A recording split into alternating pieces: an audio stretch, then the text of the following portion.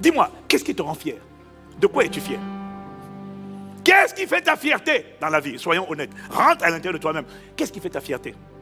Est-ce que c'est l'endroit où tu habites? Qu'est-ce qui te fait bomber le torse quand tu passes devant les gens? Tu sais à quoi tu reconnais le monde en toi? La culture du monde? Mais tu es dans l'église.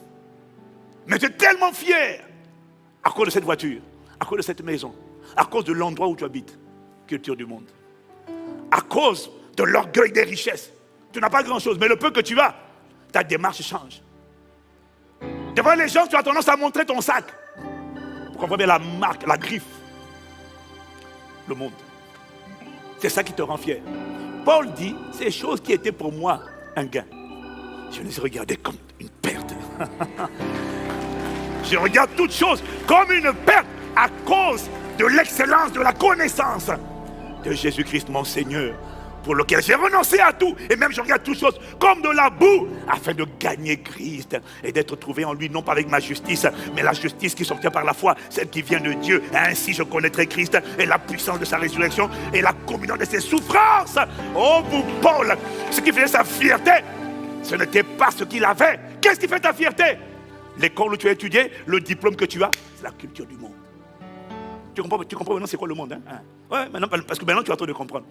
Ton titre, pasteur. C'est pour ça que comme tout le monde est pasteur, pasteur ça ne te suffit pas. Tu es frustré en étant pasteur. C'est pour ça que maintenant après tu passes apôtre. Tu as deux églises, hein? Apôtre.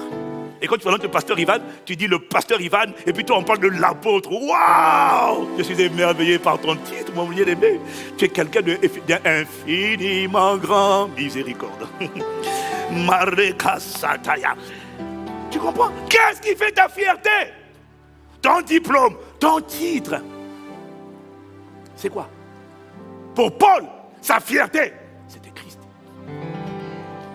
Savoir que je suis à lui, je suis en lui, je suis pour lui, il est en moi, et c'est mon plus grand trésor. C'est mon espérance. C'est ça ma fierté. Quand tu as ce genre de système de pensée, alors toi, tu as la pensée de Christ.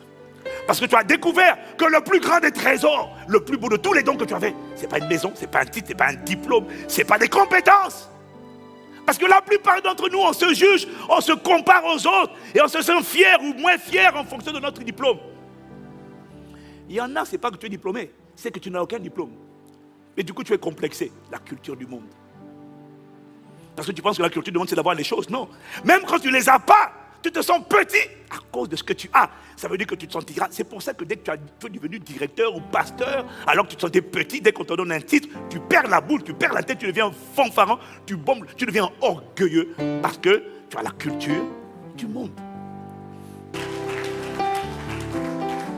Le problème, ce n'est pas d'avoir des belles choses. Le problème, c'est s'en vanter. C'est d'en faire un sujet de fierté. C'est ça le monde. Alors quand tu entends ça, je comprends ton silence. Parce que tu es en train de dire, Maintenant tu arrives à savoir quel est le système de pensée qui prévaut en toi. Si déjà à ce niveau où tu es là, avec le petit sac que tu as là, le petit diplôme que tu as, le petit titre que tu as là, tu es déjà, ton cœur a déjà commencé, a déjà pris 1 centimètre. Avec ça là. Mais si Dieu t'emmène plus loin, il va te tuer.